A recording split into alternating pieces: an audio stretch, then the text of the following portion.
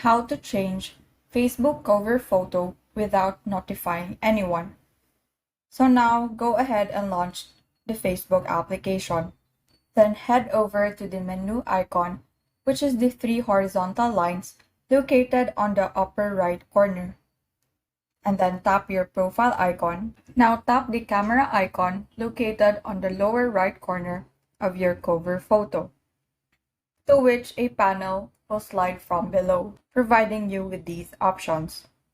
So for this, I will be choosing the upload photo. Now in this section, I will be selecting the photo that I want to use as my cover photo.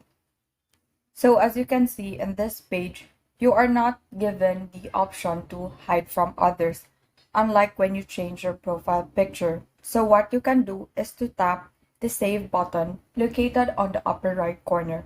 After posting, immediately delete this post in your timeline by tapping on the ellipsis icon beside your username.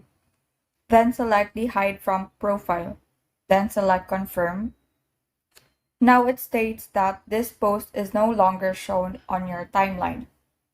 So this basically means that the changing of your cover photo will not appear in the newsfeed of your friends, notifying them about the change in your account.